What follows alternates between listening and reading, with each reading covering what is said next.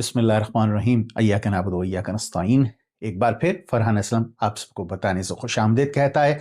आज मजीद कुछ होशरुबा तफसीलात लेकर मैं आपकी खिदमत में हाजिर हुआ है। पाकिस्तान के अशराफी के चुनिंदा वज़ीर आज़म के 4 साल के दौर हुकूमत की 4 साल करीबन मुकम्मल होने वाले हैं। पिछले प्रोग्राम में मैंने मुआशी कुछ आदाद व शुमार पर रोशनी डाली थी आपके लिए।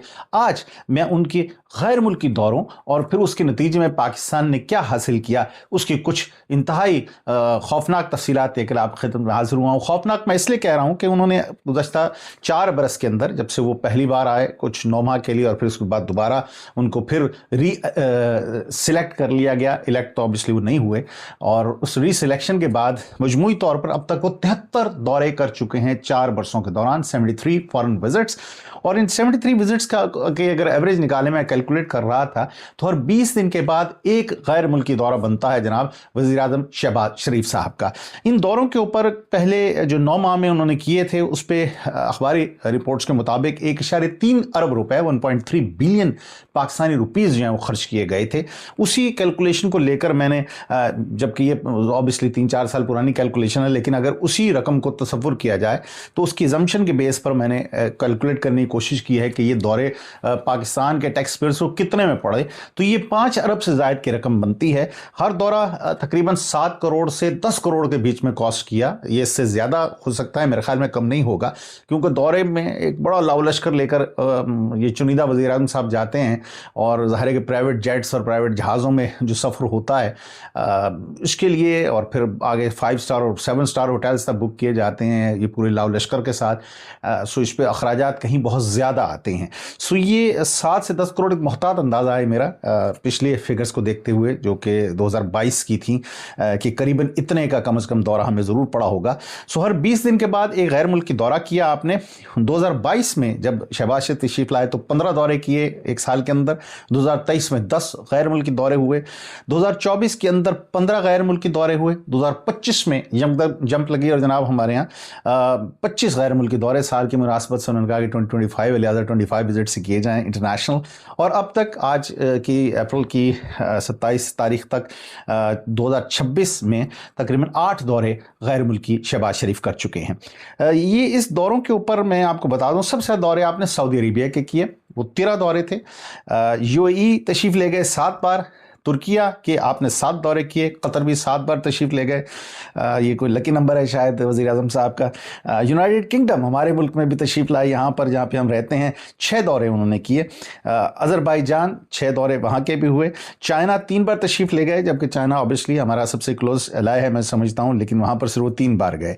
इजिप्ट भी उन्होंने 3 बार कदम रंजा फरमाया, और ईरान को भी ये सादत था कि 3 बार उन्होंने कि वहाँ पर वो गए। कज़ाकिस्तान शहबाज शरीफ साहब ने 2 बार वहाँ पर तशरीफ़ ले गए। स्विट्ज़रलैंड भी ज़ाहिर है कैसे छोड़ा जा सकता है, 2 दौरे आपने स्विट्ज़रलैंड के भी किए। ताजिकिस्तान के 2 दौरे किए, जबकि France, Belarus, Malaysia, Bahrain, Turkmenistan और ऑस्ट्रिया इसका एक दौरा आपने किया, और 73 दौरे आपने किए, जिस पर एक मोहतात अंदाज़ा, जो कि मैं पहले अर्ज़ कर चुका हूँ, कि 5 अरब रुपए के करीब लागत आई। अब इन दौरों का मकसद क्या था? इन दौरों का मकसद जो बुनियादी तौर पर पहले बात कही गई वो यही था कि जी पाकिस्तान मुश्किल मुआशी हालात से गुजर रहा है, लिहाजा हम ये दौरे कर रहे हैं। इन दौरों के नतीजे में पाकिस्तान में बहुत सारी फॉरेन इन्वेस्टमेंट आएगी। चीफ ऑफ आर्मी स्टाफ ने भी एक लंबा चौड़ा इस बारे में बयान जारी फरमाया था कि अरबों रुपए की इन्वेस्टमेंट आ जाएगी और मुल्क बिल्कुल तरक्की कर जाएगा। ये 4 बरस पहली की बात है, तकरीबन 3-3.5 बरस तो हो गए इसके।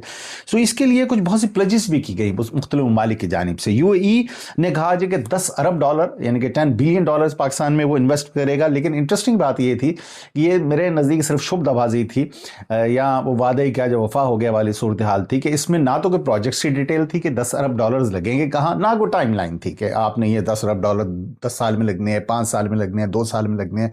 कुछ ऐसा नहीं था। जैसे कि सऊदी अरब की जानिब से भी 5 अरब डॉलर की एक हमें प्लज की इतला मिली थी कि जी 5 अरब डॉलर सऊदी अरब पाकिस्तान में इन्वेस्ट करेगा। फिर एक रिफाइनरी की बात हुई, फिर और बहुत सारी जगहों पर कहा गया कि जो रेकोडेक है वहाँ पर भी सऊदी अरब ने इन्वेस्टमेंट करनी है। सो इतने हमें वो ट्रक की लाल बत्तियों के पीछे भगाया गया कि हमने सोचा कि जनाब अब मैं भी सामान बांध दिया इंग्लैंड से, मैं पाकिस्तान चलूँ, अब तो हालात ज़ाहिर इतने अच्छे होने वाले हैं, सो अपने मुल्क वापस जाया जाए। लेकिन हुआ ये कि सालों तक बातचीत जारी रही और इन्वेस्टमेंट एक पैसे की शायद नहीं आई, मेरे इल्म में नहीं है। ये अभी जो हालिया कुछ अरब आए हैं, ये कर्ज है, यानी कि ये सिर्फ रखने के लिए उन्होंने दिया है कि भाईजान ये पैसे रख लें, ये हाथी के दांत हैं, ये खाने के नहीं है, सिर्फ दिखाने के हैं। और यूएई जिसने 10 अरब डॉलर देना था उसने पहले भी वापस मांग लिए, और वो पहले जो तकरीबन 3.25 अरब है मेरे ख्याल में, वो भी हमने सऊदी अरब से उधार पकड़ के उनको दिए कि भाईजान ये वापस ले लें, आपकी बड़ी मेहरबानी, आपने हमें उधार दिया था। चाइना के साथ पाकिस्तान ने 23 के करीब MOUs साइन किए हैं, मेमोरेंडम ऑफ अंडरस्टैंडिंग कहा जाता है इसे, लेकिन इसमें भी बज़ाहिर कोई भी ऐसा मुझे सॉलिड बात नज़र नहीं आई कि MOUs के बाद आगे कोई इसमें मज़ीद प्रोग्रेस हुई हो। MOUs तो हम ढेर के साथ साइन करते हैं, मेरे ख्याल में पिछले कोई 10-15 सालों में हमने ना करते हुए 1000 से ऊपर MOUs साइन किए होंगे, लेकिन उन MOUs के बाद कुछ भी नहीं होता।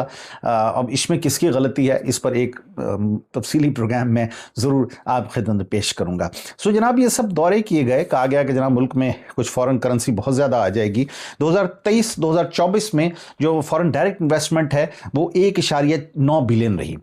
2024-25 के अंदर ये गिर गई, 1.83 बिलियन पर आ गई, और 2025-26 में ये 1 बिलियन है। पहले 8 माह के दौरान ये कहा गया है कि इसमें जुलाई से अक्टूबर के अंदर 67% का डिक्लाइन हुआ था जो फॉरेन डायरेक्ट इन्वेस्टमेंट आती है, और मजमूई तौर पर इसमें 33% का डिक्लाइन हो चुका है, यानी कि 33% की कमी वाक़ हुई है फॉरेन डायरेक्ट इन्वेस्टमेंट के अंदर।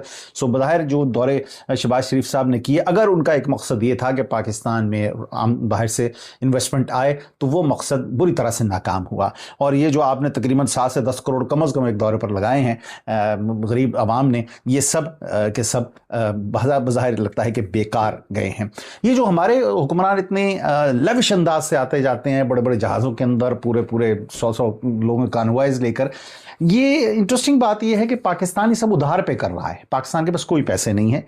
पाकिस्तान का मजमूई जो कर्ज है वो 125 बिलियन डॉलर से ज़्यादा का हो चुका है। बैरूनी कर्ज की बात कर रहा हूँ, अंदरूनी कर्ज तो ट्रिलियन में है, उसके ऊपर बाद में कभी बात करेंगे आपसे, बल्कि फर्स्ट प्रोग्राम में मैंने उसका जिक्र भी किया था। सो इस बरस पाकिस्तान ने तकरीबन जनाब कोई जो पेमेंट है स्टेट बैंक के अदाद शुमार के मुताबिक वो 25 अरब से ज़्यादा की पेमेंट जो है, डॉलर्स में बात कर रहा हूँ, ये पाकिस्तान ने इस बरस करनी है। अब ये 25 अरब डॉलर कहाँ से आएंगे, ये बात मैं समझने से कासिर हूँ। और जिस हिसाब से हम अपने शरफा के लिए तकरीबन 75 अरब रुपए के, एक अंदाज़ा मेरा जो उसकी प्राइसिंग का है, 75 बिलियन रुपीज़ के हमने 2 जहाज़ खरीदे हैं, सब उधार पर है। कोई चीज़ ऐसी नहीं है जो हमारे पाकिस्तान की आमदनी हो। हम पाकिस्तान की आमदनी का जो हम कमाते हैं उसका बेशतर हिस्सा हम उधार में वापस चुका देते हैं। जैसे कि आपको पता है कि सूद में जो 1 रुपया हम कमाते हैं, तकरीबन 45 से 47 रुपए उस, यानी कि हर 100 में से 45-47 रुपए हम सूद की मद में वापस अदा कर देते हैं। इसमें ओरिजिनल अभी अमाउंट जो प्रिंसिपल अमाउंट है वो शामिल ही नहीं है। सो हमारा समझ लीजिए कि नीली 50% जो हमारा आमदनी है वो चली जाती है सिर्फ और सिर्फ डेट सर्विसिंग के अंदर, यानी कि जो कर्जों की अदायगी हम नहीं कर पाते लेकिन हम सूद देते हैं। सो पाकिस्तान एक तरह से पॉन्जी स्कीम इकोनॉमी जो चला रहा है। पॉन्जी स्कीम आपको पता है कि लोग, आपको पाकिस्तान में तो बहुत होता है, हम लोग इतने लालची हैं कि अक्सर इसका शिकार होते हैं कि वो कहा जी 10% एक महीने का इंटरेस्ट हम देंगे या 20% देंगे। आप सोचें तो ये मुमकिन नहीं है कि कोई बिजनेस आपको 20% हर महीने दे। ये स्वाय मेरे ख्याल में ड्रग्स के और कोई ऐसा लीगल कारोबार नहीं है, वो भी इलीगल है।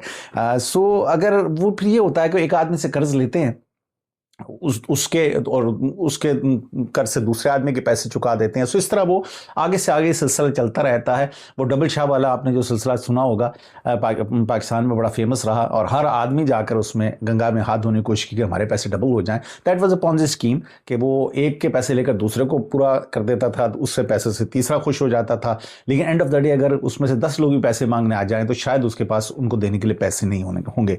ये पाकिस्तान की सूरत हाल है कि हम हर 100 में से 47 रुपए कर्ज में दे देते हैं। पिछला कर्ज उतारने के लिए अगला कर्ज मांगते हैं। यूएई ने हमसे पैसे मांगे, हमने सऊदी अरब को जाके घोड़े पकड़ लिए कि भाईजान पैसे दे दो, हमने यूएई का कर्ज वापस करना है। उनका अच्छा फिर फौज लेकर आओ भाई, हमारे मुल्क की हिफाजत करो। Detail discussion. सो पाकिस्तान की मैं ये कह रहा था कि पॉन्जी स्कीम टाइप की इकोनॉमी है कि हम एक उधार देने के लिए दूसरा उधार लेते हैं, और इस वक्त इतनी बुरी सूरत हाल है कि हमें कोई भी उधार देने को तैयार नहीं है। हमने चाइनीज मार्केट में कोशिश की कि हम पांडा बॉन्ड्स रिलीज करें, वो भी मामला अब तक खटाई में पड़ा हुआ है। और ये $250 मिलियन के पांडा बॉन्ड्स हैं, और इनका पर्पस भी ये था कि जो हम वहाँ के बैंक से हमसे डायरेक्टली हम पैसा नहीं ले पा रहे क्योंकि हमारी क्रेडिट रेटिंग इतनी ज़्यादा लो है कि वहाँ के बैंक हमें नहीं देना चाहते, जिस पे हमने फिर एशियन डेवलपमेंट बैंक और एशियन इंफ्रास्ट्रक्चर इन्वेस्टमेंट बैंक के जो हैं वो सिक्योरिटीज़ हमने दी कि जनाब ये सिक्योरिटीज़ हैं, हमारे पांडा बॉन्ड हमें जारी करने दिए जाएँ। सो हम उधार पे उधार लेने की कोशिश कर रहे हैं, और अब ये वो नहज पे हम पहुँच गए हैं कि अब हमें कोई उधार भी नहीं देना चाहता क्योंकि उस उधार को वापस करने की कैपेसिटी हमारे में नहीं है। लेकिन हमारे अरबाब अख्तियार की जो अयाशियाँ हैं वो ख़त्म नहीं हो रही। वज़ीर-ए-आज़म हाउस का जो एक बजट था उसके अंदर भी करीबन 17% का कहा जा रहा है कि इजाफा कर लिया गया है। और अब मुझे नहीं मालूम कि इतने पैसे कहाँ से आते हैं। वज़ीर-ए-आज़म साहब को शायद लग रहा है कि हमारा ख़जाना कोई मनोसलवा उतर रहा है कि बढ़ता जा रहा है, लेकिन फ़ौरन उन्होंने अपने जो वज़ीर-ए-आज़म हाउस के अखराजात हैं उसमें इजाफा कर लिया। पिछले 2022 से लेकर अब तक एक छोटा सा मुजाहिज़ा आपको पेश करता चलूँ। पेट्रोल की कीमत में तकरीबन 103 से 156% के बीच में इजाफा हो चुका है। बहुत बड़ा नंबर है ये। जो इन्फ्लेशन रेट है ये तकरीबन जो अशिया खुर्दनोश है डबल हो चुकी हैं 2022 से 2026 के दौरान, 4 वर्ष के पीरियड की मैं बात कर रहा हूँ। कंज्यूमर प्राइस इंडेक्स जो कि इस बात का तयन करता है कि रोज़मर्रा इस्तेमाल की चीज़ें जो किचन में आप इस्तेमाल करते हैं वो कितनी महंगी हैं, उसमें भी 40% का इजाफा हो गया है। अब वो 285.7 पॉइंट्स पे है, अगर मजीद उसमें कोई ज़्यादा ऊपर नहीं चला गया तो। अनएम्प्लॉयमेंट रेट गवर्नमेंट के अपने आदाद शुमार के मुताबिक 7.1% है, जो मेरे ख्याल में दुरुस्त नहीं है, बट स्टिल अगर हम ये भी मान लें तो ये भी तकरीबन 1% करीब बढ़ गया है 2022 की निस्बत। इसके अलावा जनाब ट्रेड डेफिसिट का मैंने लास्ट जिक्र ही किया था कि 20 अरब से 25 अरब चला गया हर महीने का, डॉलर्स में बात कर रहा हूं। जो फॉरेन रेमिटेंस भी थोड़ी सी कमी का शिकार हुई हैं, जो कि 30.3 बिलियन है। ये फिस्कल ईयर 2026 की मैंने बात की है। इसके अलावा इलेक्ट्रिसिटी के अंदर जनाब 261% यानी कि बिजली की कीमतों में 261% का इजाफा हो गया है, which is a huge number. आटा जो हम खाते हैं 20 kg आटा 800 रुपए का था, जो बढ़कर 2800 रुपए पे, मेरे खबरों के मुताबिक, मैं शायद आप पाकिस्तान अगर बैठे हैं सुन रहे हैं तो आप ज़्यादा बेहतर बता पाएंगे, लेकिन अगर ये दुरुस्त है जो फिगर मेरे पास आई है कि 800 से 2800 हो गया है, तो इसमें ये 250% यानी कि 250% इसमें इजाफा हो गया है। जबकि कुकिंग ऑयल जो कि 450 रुपीज़ का था पाकिस्तानी रुपीज़ का, वो 650 पाक रुपीज़ में पहुंच गया है, जो कि 44% का इजाफा है। सो ये आप देखिए जो एसेंशियल्स हैं, जो इलेक्ट्रिसिटी है, अगर हम इसको मिलाते हैं तो करीबन 200% इन सब में इजाफा हो गया है। लेकिन उसके बावजूद भी हर 20 दिन के बाद हमारे वज़ीर-ए-आज़म साहब का बैरून मुल्क जाना बड़ा ज़रूरी है, जिसका रिजल्ट बज़ाहिर आदाद शुमार यानी कि जो हम फैक्ट्स एंड फिगर्स या अपनी बैलेंस शीट पाकिस्तान की देखते हैं तो उसके मुताबिक बिल्कुल ज़ीरो नज़र आता है। सो जनाब ये था मेरा आज का प्रोग्राम। एक नए प्रोग्राम के साथ नेक्स्ट फ्यू डेज़ में मैं फिर आपकी खिदमत में हाजिर हूँगा। कुछ मज़ीद जायज़ा लेंगे 4 साल दौर हुकूमत में क्या कुछ हो रहा है और क्या पाया क्या खोया। अगर प्रोग्राम आपको पसंद आया हो बराए मेहरबानी से ज़रूर शेयर कीजिएगा, मेरे चैनल को सब्सक्राइब कीजिए। मैं हूँ फरहान असलम, इसके जर्नलिस्ट हूँ, आई लिव इन ब्रिटेन, और उम्मीद करता हूँ कि आप सब बिल्कुल कुछ खुर्रम होंगे। मुझे इजाज़त दीजिए, अपना बहुत ख्याल रखिएगा। फ़ी अमान अल्लाह।